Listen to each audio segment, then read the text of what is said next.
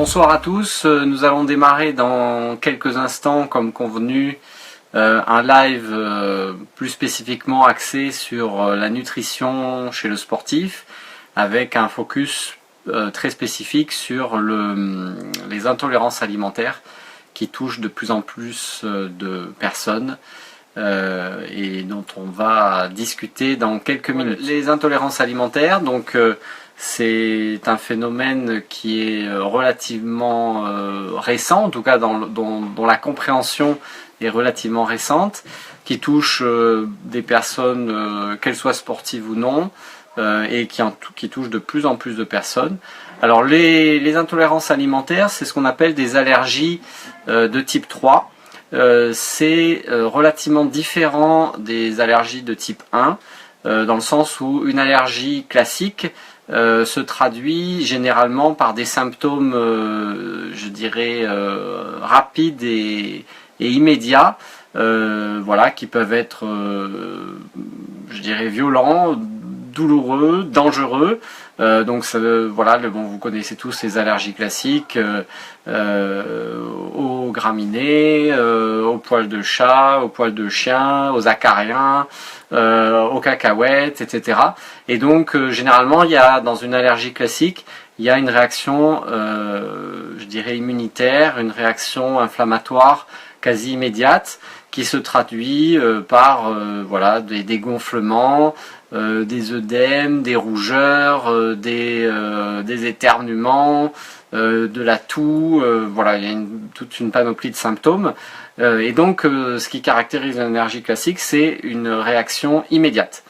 Dans le cadre d'une allergie alimentaire, les symptômes sont délayés dans le temps, hein, sont souvent à distance de la consommation de l'aliment incriminé, avec bien souvent une réaction à bas bruit.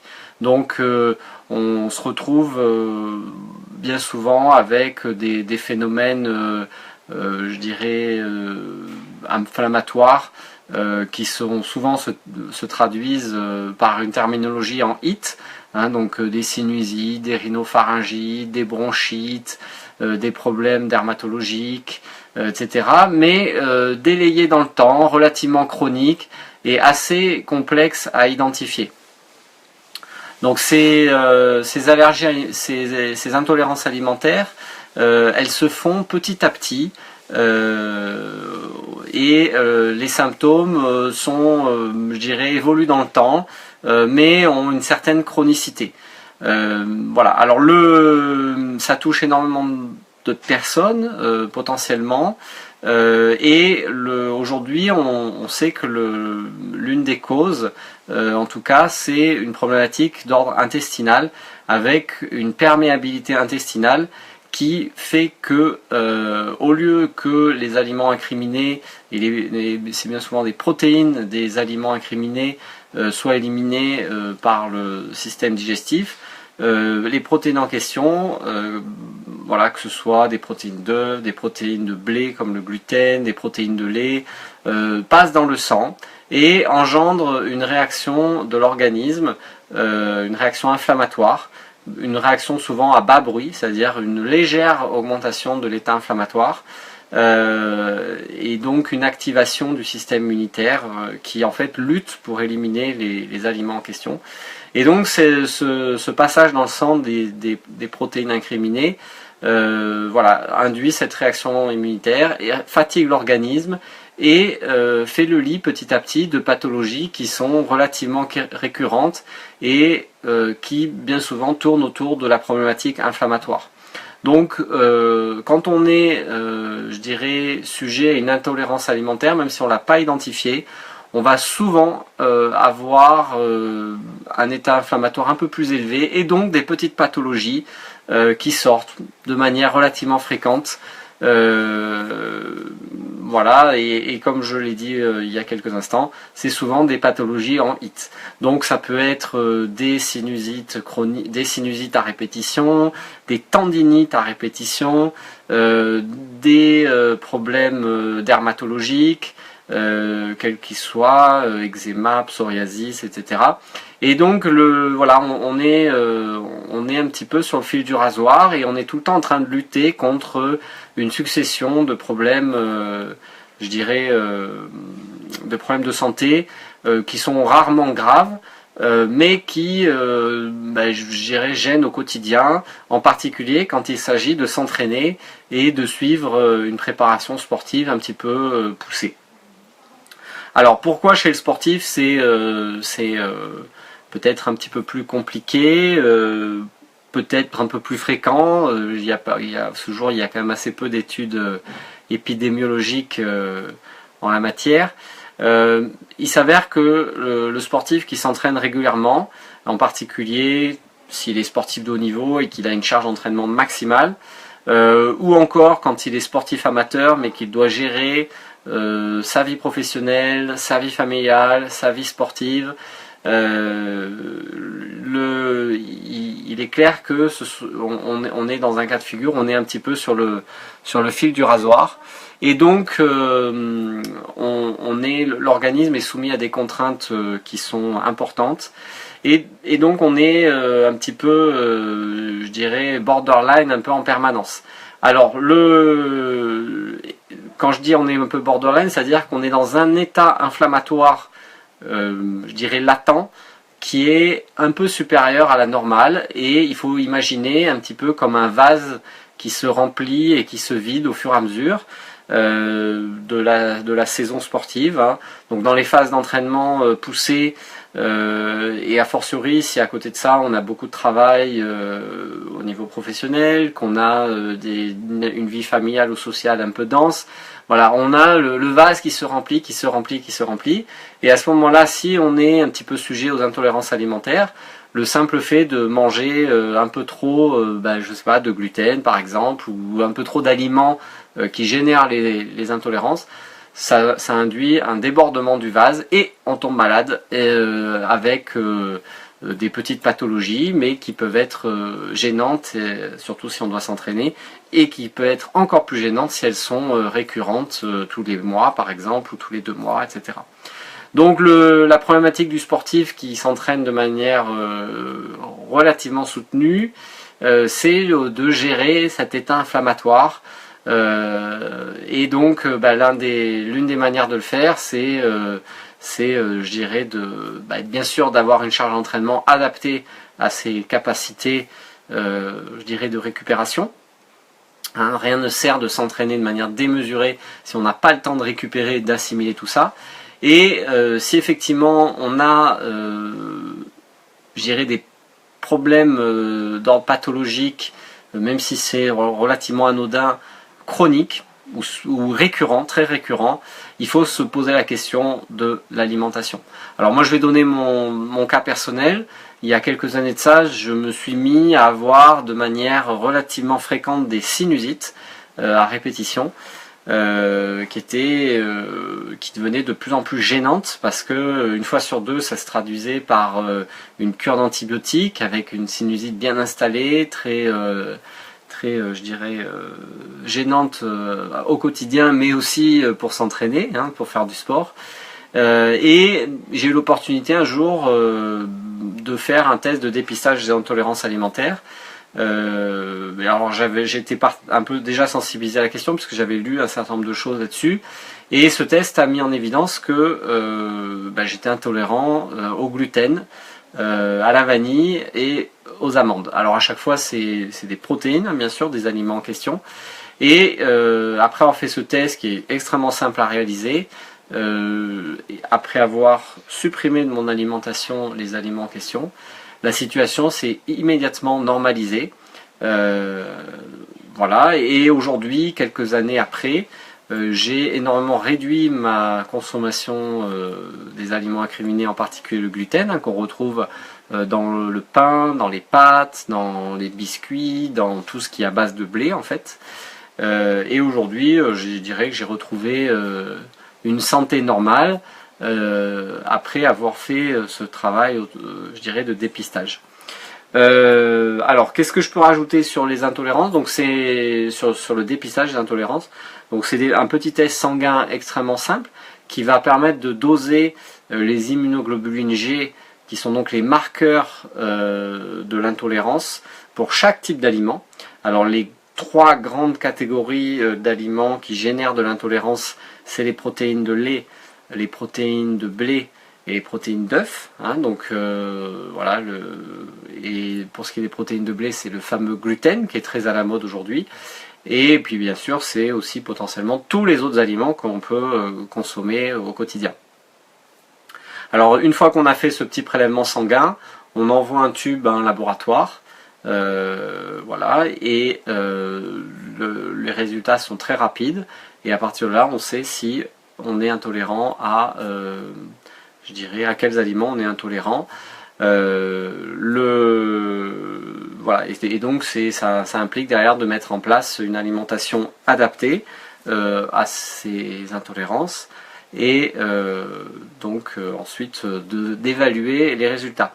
Alors personnellement, ce test de dépistage, je le recommande à toute personne qui a des symptômes pathologiques relativement récurrents.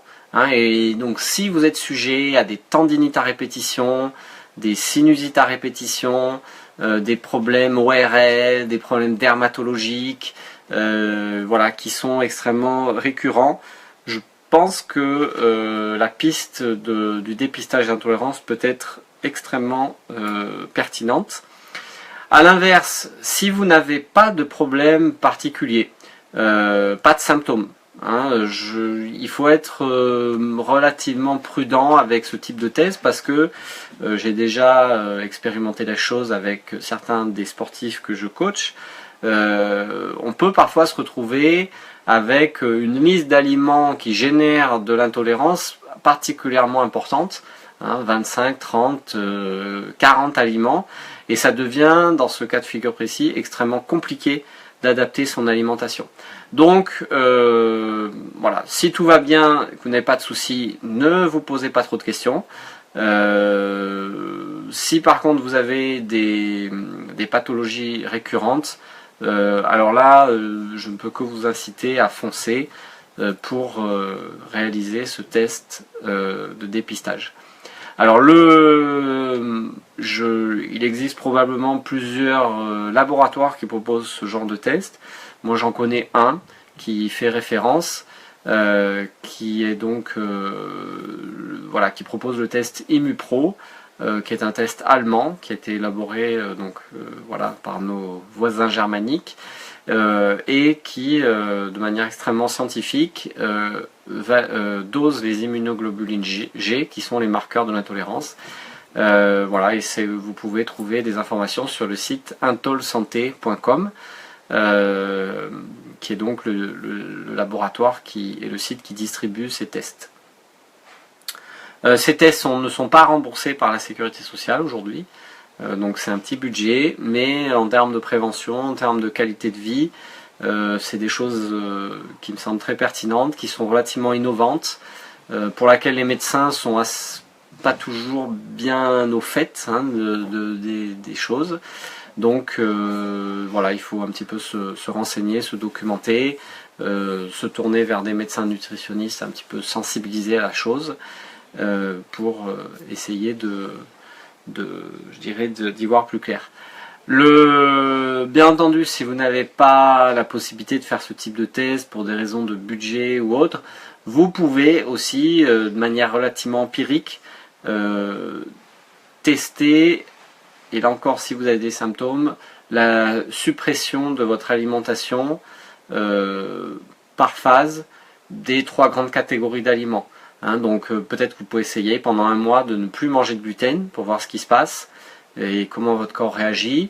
S'il n'y a pas de changement, vous pouvez passer aux protéines de lait.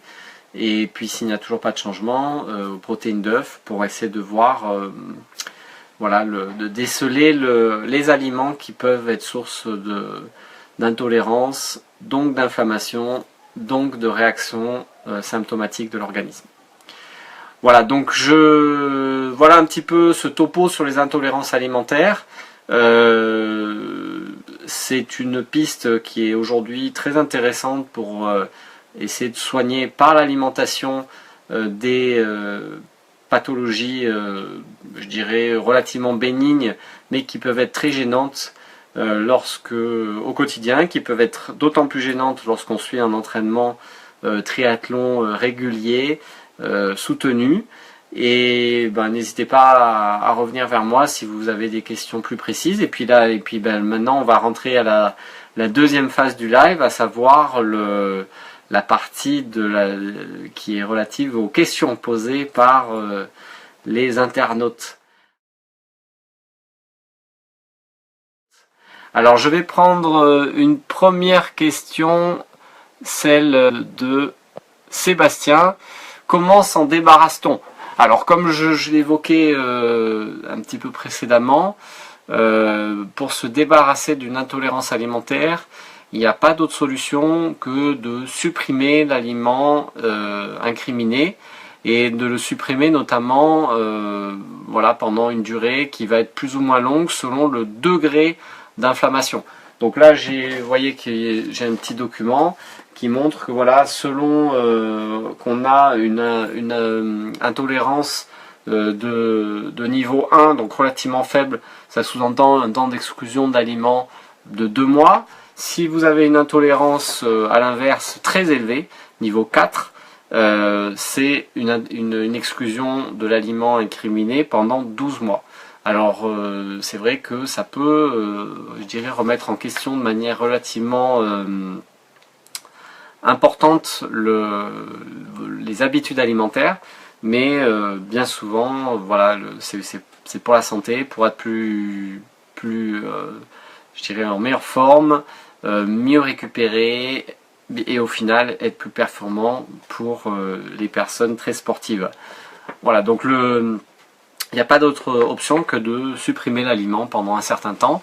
En parallèle, on peut aussi faire un travail sur la flore intestinale par l'utilisation de compléments alimentaires qu'on va qualifier de la catégorie des probiotiques, qui permettent de renforcer la flore intestinale, le fameux microbiote, dont on sait aujourd'hui qu'il a une importance fondamentale dans la physiologie humaine, qu'il est au cœur d'un certain nombre de processus, notamment digestifs, notamment au cœur aussi de l'inflammation. Donc voilà, on peut faire une cure de probiotiques, on peut aussi faire une cure de certains compléments qui visent à renforcer la perméabilité intestinale, notamment avec des acides aminés comme la glutamine, qui ont une forte capacité à régénérer les cellules de la membrane intestinale. Membrane qui est fondamentale pour, je dirais, le bon fonctionnement des processus d'assimilation, d'élimination, mais aussi dans la bonne efficacité de l'intestin, qui a un rôle très important, puisque dans le milieu médical et en particulier gastro-entérologique, on l'appelle le second cerveau, de par son innervation, sa fonction qui va au-delà de la digestion. Alors je vais prendre la question de Guy Favre, qui nous dit: du coup, plus de pain, comment fait-on pour vivre? Lol. Alors effectivement, pour les triathlètes français habitués à manger quotidiennement sa ration de pain quotidien, c'est pas forcément évident de supprimer le pain. Néanmoins, quand on constate des résultats rapides sur sa santé, sur sa forme, on trouve vite des alternatives, et notamment le pain sans gluten, qu'on peut fabriquer chez soi avec des farines autres que des farines de blé, farine de riz, farine de châtaigne, farine de millet. Toutes les céréales peuvent servir de base à la fabrication de pain. Alors certes, ça n'a pas forcément la consistance et le goût d'une bonne baguette bien fraîche, mais ça permet de s'alimenter et notamment d'avoir des apports en glucides suffisants pour supporter une charge d'entraînement importante. Donc on trouve des alternatives. Il y a plein de céréales qui ne contiennent pas de gluten et qui permettent je dirais, de continuer à s'alimenter normalement. Mais c'est vrai qu'il faut exclure le pain classique, les pâtes, voilà, et bien sûr tous les biscuits, croissants, pain au chocolat, gâteaux, crêpes, tout ce qui aujourd'hui voilà, est source je dirais, de gluten. Alors, merci pour cette question. Je vais prendre la question de Sébastien qui nous demande comment fait-on pour connaître le degré d'intolérance. Alors il n'y a pas 36 solutions pour connaître un degré d'intolérance alimentaire. Il faut réaliser un test de dépistage qui est donc une prise de sang qui permet d'éliminer, d'évaluer les réponses de l'organisme à chaque type d'aliment. Et donc voilà, c'est des tests extrêmement simples à mettre en œuvre avec un tube de prélèvement sanguin. On peut avoir des résultats très complets, très précis, et donc voilà, pour chaque type d'aliment, savoir s'il y a un niveau faible, élevé ou très élevé d'intolérance, ou carrément pas du tout d'intolérance, et auquel cas on est rassuré. Ensuite, effectivement, il faut éliminer pendant un certain temps les aliments incriminés, puis on peut dans un second temps les réintroduire progressivement avec parcimonie. Et comme je disais précédemment, c'est aujourd'hui mon cas de figure, puisque je peux remanger un peu de pain, un peu de pâtes de temps en temps, mais sans excès.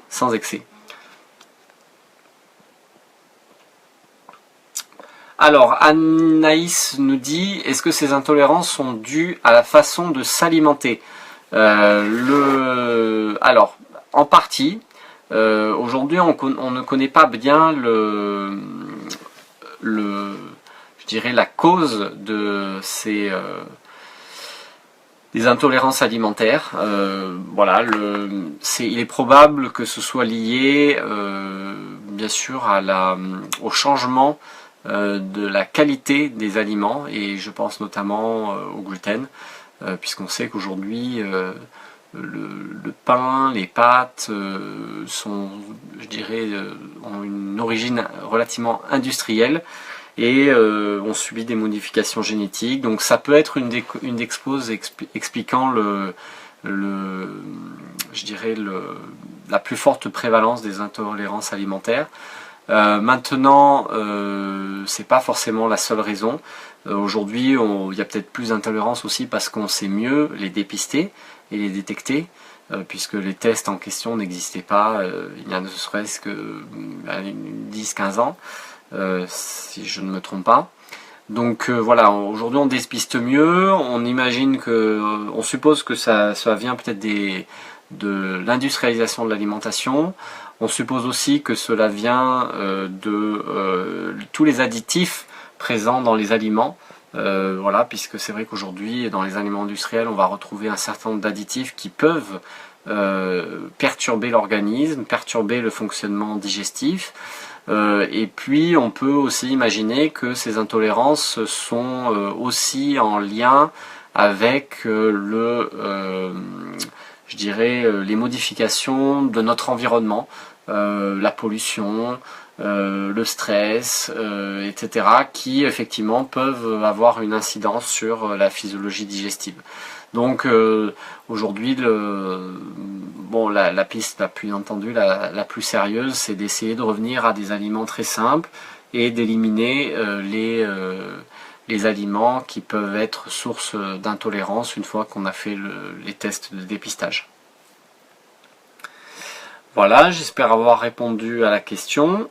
Pour le moment, il n'y en a pas d'autres. Alors comme je l'évoquais précédemment, c'est vrai que c'est des méthodes relativement innovantes qui ne sont pas forcément, je dirais, bien connues du corps médical, médecins généralistes, médecins du sport, qui sont pas forcément, je dirais, bien connus non plus des nutritionnistes. Donc voilà, il faut gérer un petit peu, faire son cheminement, trouver un praticien à proximité de chez soi qui va pouvoir vous accompagner, vous guider dans cette démarche-là. Et comme je le disais précédemment, personnellement, je recommande de faire des tests de dépistage uniquement si on a des symptômes gênants, donc avec des pathologies qui sont récurrentes, qui sont un peu handicapantes, que ce soit des pathologies d'ordre digestif avec des troubles du fonctionnement digestif, des problématiques de difficulté à perdre du poids, des maux de tête, des problèmes de peau, des problèmes inflammatoires musculo-articulaires, comme des tendinites, des périostites, tout ce qui touche parfois de manière assez répétitive les sportifs qui s'entraînent de manière très fréquente. Voilà, quand il y a des symptômes très récurrents et qu'on sent qu'on n'est pas bien dans son assiette, qu'on est souvent malade, et il faut se poser la question de pourquoi.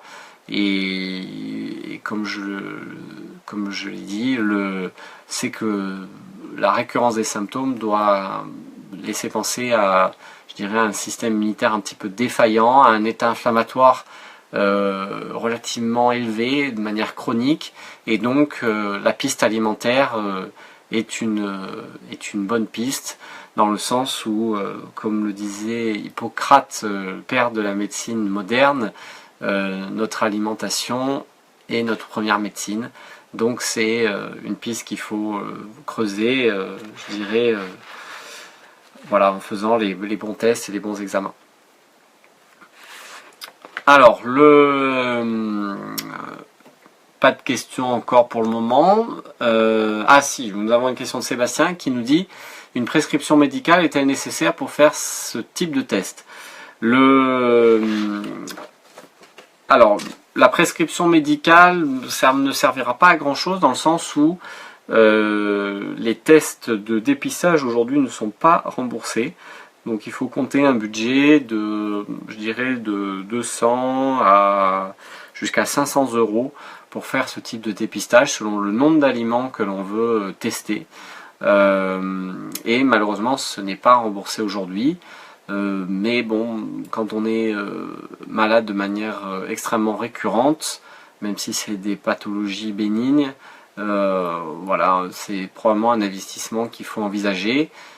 Parce que bien sûr il en va de sa santé et de sa santé à long terme, hein, puisque aujourd'hui on peut y supposer, certains experts imaginent que les problèmes d'intolérance, s'ils ne sont pas traités, peuvent à long terme potentiellement, hein, c'est une supposition, faire le lit de maladies peut-être un peu plus graves, des maladies digestives et autres, voilà, parce qu'on est tout simplement dans un état inflammatoire chronique qui épuise à long terme l'organisme.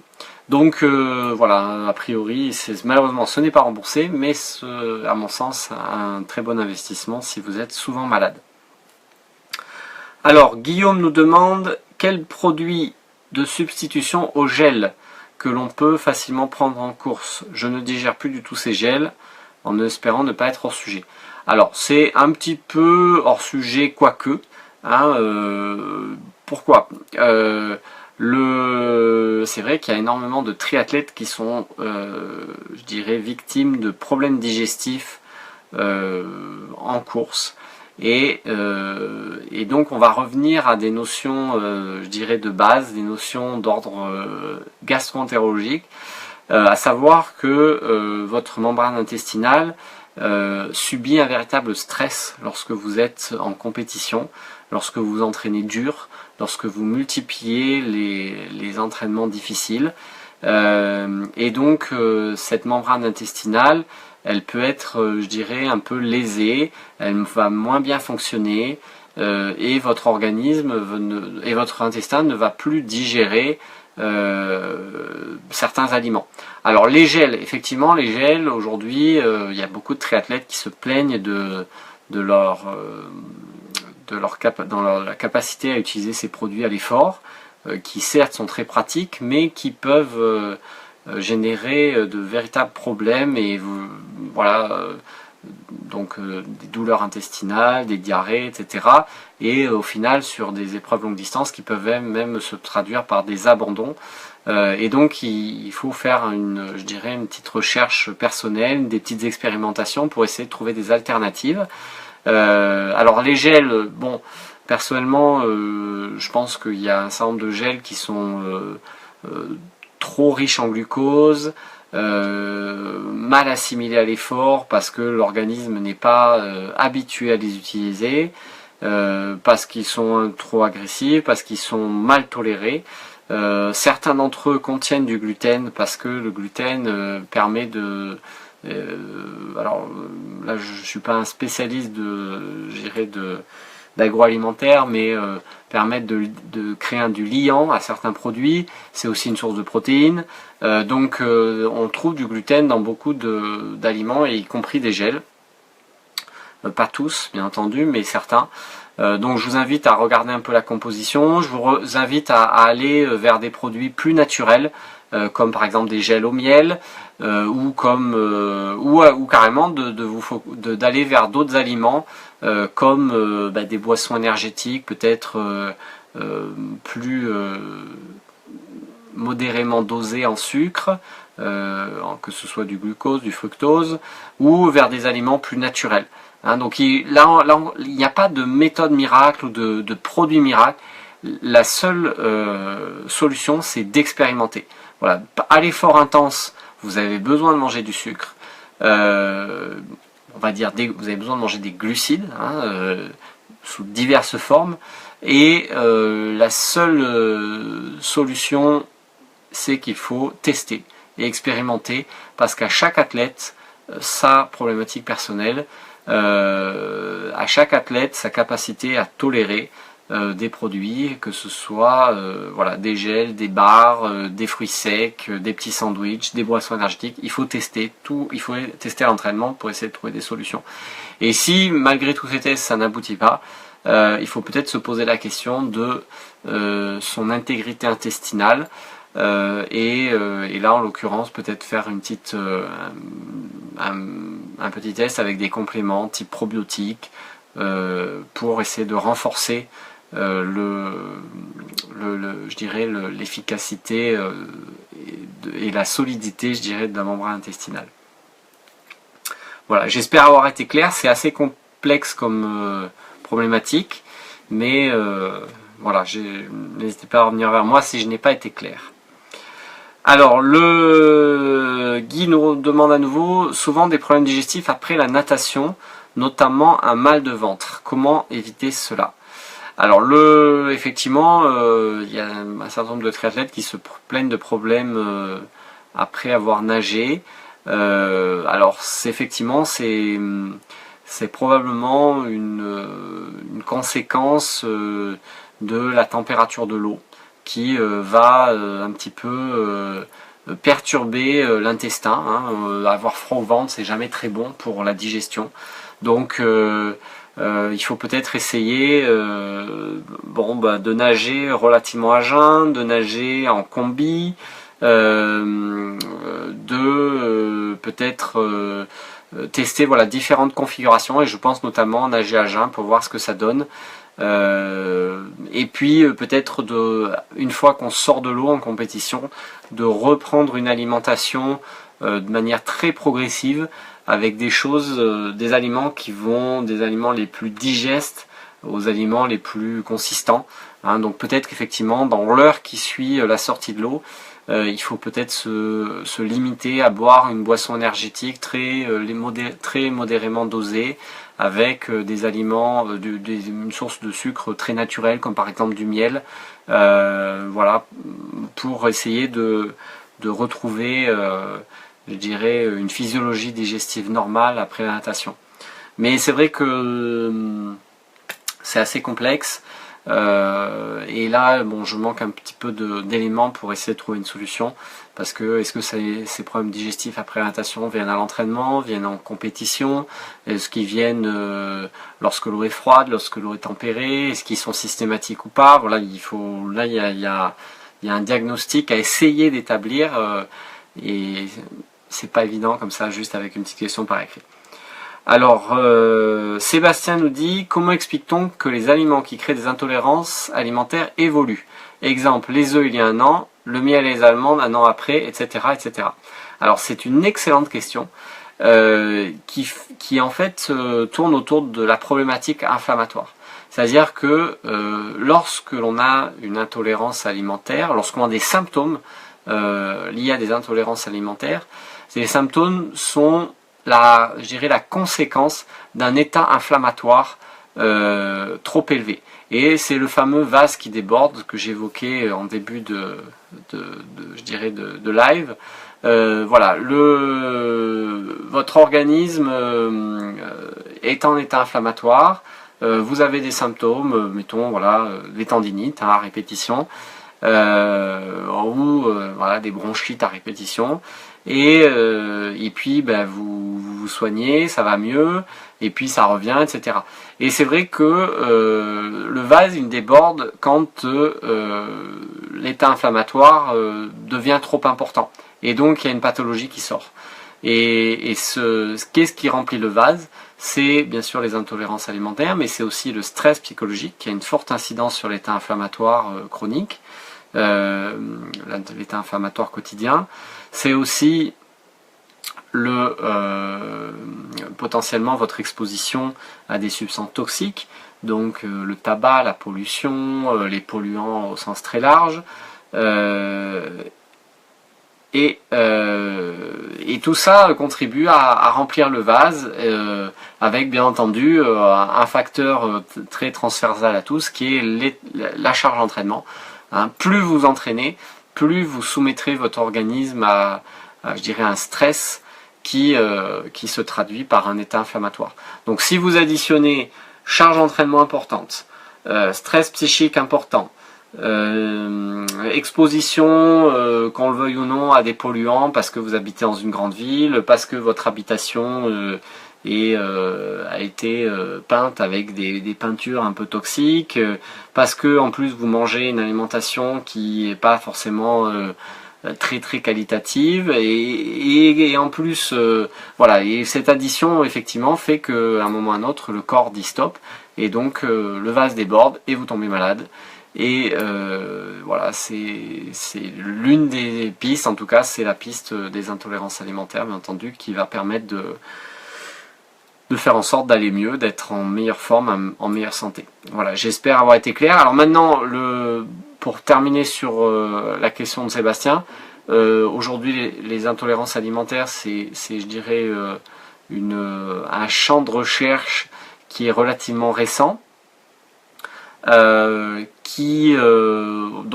clairement on ne comprend pas tous les tenants et les aboutissants. Et aujourd'hui, on n'a pas enfin moi personnellement en tout cas, je n'ai pas la réponse à la problématique des intolérances qui évoluent, mais je vois bien que des personnes se plaignent de ce genre de problématique. Donc c'est que au-delà des intolérances, il y a d'autres problématiques médicales, je dirais, ou physiologiques. Donc voilà, c'est un champ de connaissances qui avance. Il faut essayer de faire au mieux pour aller bien. Voilà, donc on a déjà eu quelques questions, je vous remercie encore. Je vous rappelle que sur cette thématique précise, on peut vous accompagner chez WTS, puisque dans notre réseau de coachs et dans notre réseau d'experts, on a une diététicienne nutritionniste notamment, qui peut vous accompagner dans cette démarche-là je dirais d'une meilleure alimentation, d'une alimentation plus saine, d'une alimentation qui vous permette d'avoir plus de performance, d'être en meilleure santé. Et puis, bien entendu, on peut aussi vous renvoyer vers je dirais les laboratoires qui vont vous proposer des tests de dépistage d'intolérance alimentaire. Donc n'hésitez pas à m'écrire en message privé si cette démarche vous intéresse et si vous voulez en savoir un petit peu plus. Voilà, alors pour ce qui est des bilans nutritionnels et d'un suivi diététique, n'hésitez pas à aller voir sur notre site wts.fr où vous trouverez des informations sur les bilans diététiques, sur le profil de notre diététicienne qui est Dagmar Geselhardt dans le sud de la France et qui est triathlète, qui a déjà fait plusieurs Ironman et qui donc saura tout à fait vous conseiller à la fois sur des problématiques de diététique classique, mais aussi sur des problématiques de nutrition du sport et donc de performance sur des triathlons longue distance par exemple. Et bien entendu, comme je vous le disais, je reste à votre disposition par écrit, soit via ma page Facebook Jean-Baptiste Virotte, soit via le site Trimax Triathlon Magazine, soit encore via la page Facebook WTS de Coaching Company. Et puis la saison Ironman européenne qui est lancée. Donc bonne course à tous, entraînez-vous bien, prenez soin de vous et n'hésitez pas à revenir vers moi si vous avez des questions sur l'entraînement, sur le coaching ou voire même sur la nutrition. Bonne soirée à tous et à bientôt.